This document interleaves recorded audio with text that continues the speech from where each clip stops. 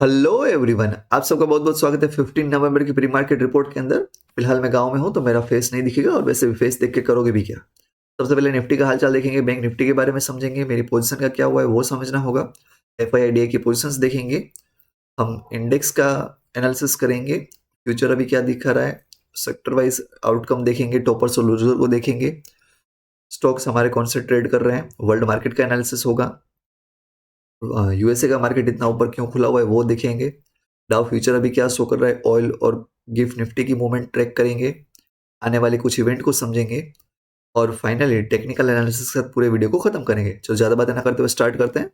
सबसे पहले देखो निफ्टी, हमारे पास गैप डाउन खुलने के बाद एक बार ऊपर जाने के लिए ट्राई तो किया, लेकिन फिर दे सेल आ गया, फिर पूरा दिन साइडवाइज में निकाल दिया। बैंक निफ्टी का केस उल्टा था, 11 बजे तक तो वो सेल ही हो रहा था, जब भी ऊपर बढ़े सेल, सेल ऑन राइज वाला मार्केट था। 11 बजे के बाद दे दनादन बाइंग हुई, ये बाइंग की होगी डीआईआई ने, लेकिन एफआईआई ने आकर के भी बाइंग ही किया हुआ है, उन्होंने भी सेलिंग नहीं किया हुआ है। मेरी पोजीशन में मुझे अच्छा खासा प्रॉफिट हो गया, फिर निफ्टी स्मूथ मूवमेंट दे रहे थे, ऊपर गया नीचे गया, सब साइड मैंने पैसा बनाया, लेकिन आज ऐसा होने वाला नहीं है। मेरे पास कॉल और पुट दोनों ही राइट किए हुए हैं और मार्केट बहुत बड़ा गैप अप खुल रहा है, तो सारे गेन्स वाइप आउट हो जाएंगे। देखते हैं क्या होता है, लेकिन हेज है तो थोड़ा बहुत कंट्रोल हो जाएगा। डीआईआई ने 800 करोड़ का बाई किया हुआ है, जबकि एफआईआई ने 1200 करोड़ का बेचा हुआ है। इंडेक्स ध्यान से समझो, रिटेलर्स के कॉल और पुट दोनों ही राइट है, लेकिन उनकी कॉल राइटिंग ज्यादा है तो अच्छी बात है कि बहुत बड़ा गैप अप खुलेगा तो रिटेलर्स के पैसे बन जाएंगे अच्छे खासे। एफआईआई को ध्यान से देखो, उन्होंने पुट होल्ड किया हुआ है 5 लाख जितना।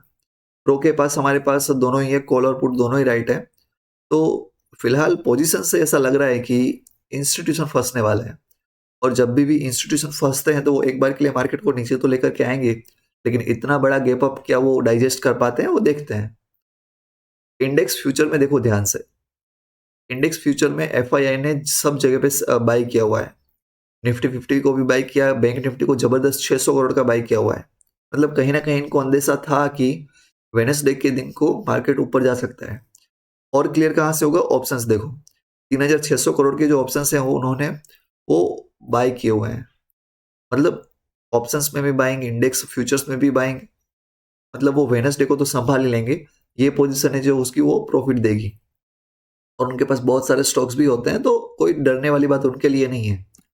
सेक्टर वाइज देखो, 13 स्टॉक अप थे, मेटल और बैंक गवर्नमेंट के वो अप थे, जबकि आईटी, ऑटो, फाइनेंस ये सब कुछ डाउन था। कोल इंडिया में हमारे पास अच्छी ग्रोथ के चलते जबरदस्त बाइंग हुई थी, जबकि एसबीआई लाइफ है वो गिरा हुआ था। ओवरऑल हमारे पास 1500 स्टॉक थे वो डाउन थे, जबकि 1000 स्टॉक थे वो अप थे। एशियन मार्केट फिलहाल देखो जबरदस्त ऊपर है, जापान देखो 2%, ऑस्ट्रेलिया 1.5%, एक हांगकांग और चाइना पता नहीं क्यों नाराज है। वैसे ही हमारा मार्केट भी नाराज खुल जाए तो अच्छी बात होगी।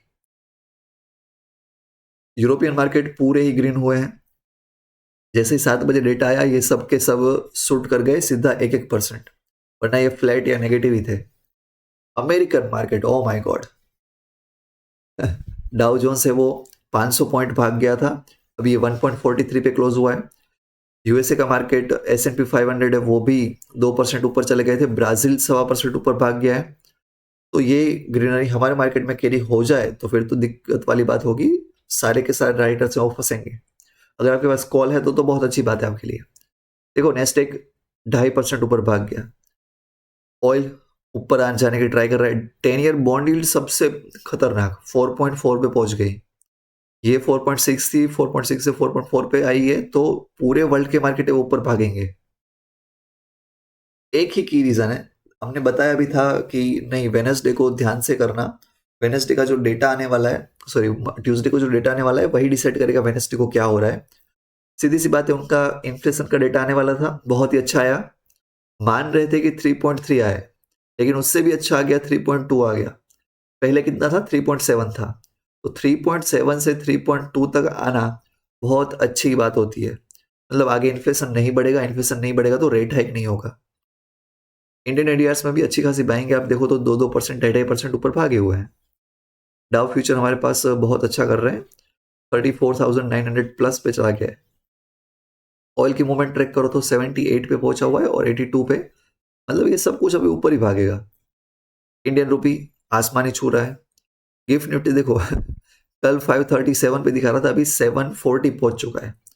अभी के लिए मेरे पास ये मैंने नहीं लिया हुआ है, 19,740 प्लस दिखा रहा है, मतलब 200 प्लस पॉइंट का गैप दिखा रहा है। देखते हैं खुलता है या नहीं। देखो हमने बताया था कि यही सारी इवेंट होगी जो डिसाइड करेगी पूरे वर्ल्ड मार्केट को। तो हमने देख लिया कि कल डेटा अच्छा आया तो आज पूरे मार्केट भाग गए हैं। अब आज क्या देखना है, जापान का जीडीपी का डेटा, वो भी अच्छा आया हुआ है, इसलिए मार्केट वो पूरा ऊपर भागा हुआ है। आज शाम को फिर से हमारे पास ब्रिटेन का, चाइना का, उन सब का डेटा आने वाला है, तो उसके ऊपर नजर बनाए रखना। एक और इंटरेस्टिंग बात है, गोल्डमैन सैक ने बताया हुआ है कि जो निफ्टी है वो ओवरवेट है। मतलब अभी निफ्टी का रिटेल पार्टिसिपेंट की वजह से जो ग्रोथ है वो अच्छी रहेगी। आने वाले 6 महीनों तक निफ्टी और ज़्यादा अच्छा कर सकता है।